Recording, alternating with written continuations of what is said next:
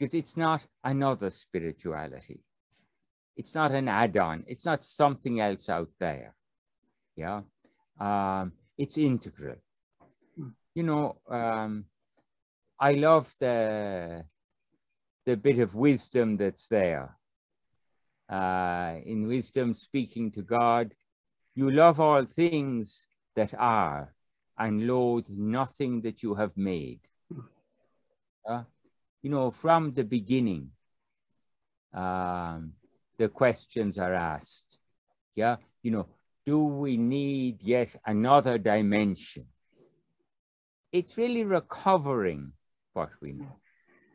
Yeah, I mean, the whole history for us as Christians, Judeo-Christians, yeah, comes from Genesis. And how many stories of creation are there in the gospel, in the Bible? And the gospel is just another story of Jesus is the new creation. Yeah. So I think why we've got frightened of the word of creation and all of these other dynamics is basically a couple of 100 years ago, we objectified reality and made it the context, yeah, for study, for research, for changing the world, for controlling the world.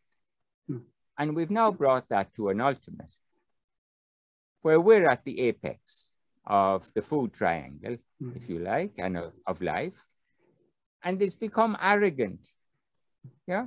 I mean, we don't even treat the labor in our country as human, yeah? So it's very difficult. We subjugate humanity, and then we tell them, particularly in the last 20 years, oh, you're poor because you don't have a good work ethic. We've created, yeah, poverty traps in our cities. Yeah, so this isn't pantheism. We just don't know how to connect. We don't know how to see God in the landscape. You watch a beautiful sunset. I watch them here every evening. And there are times when it just pierces my heart. Yeah. But do we reflect on that? And do we experience that as God's grace? Because this is where God speaks to us.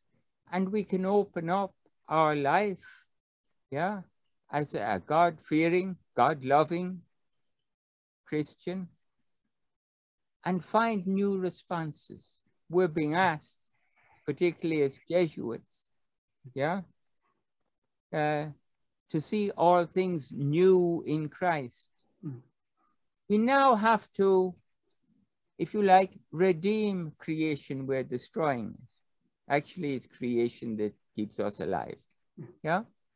But we have to be co-creators. We're called in the Eucharistic prayers to be co-creators. So this spirituality that I draw from the land is something that I share with the youth here, yeah, that they share, and they go out and they make a difference. And they make a difference to their community. They're replanting a forest over one of the springs here that was cleared for farming a decade or so ago, so that their generation will have enough water in the village. Yeah? And out of all of this spirituality does not come self-improvement, because that's the danger of an individual spirituality. Yeah? What comes out of this, if it's a well-rooted eco-spirituality, is gratitude. Yeah? And this sense appears not when I'm focused on myself, not when I'm trying to improve myself and my freedom and everything else, but when I'm actually absorbed by something maybe an infant's face that I'm holding in my arms, and I'm taken out of myself.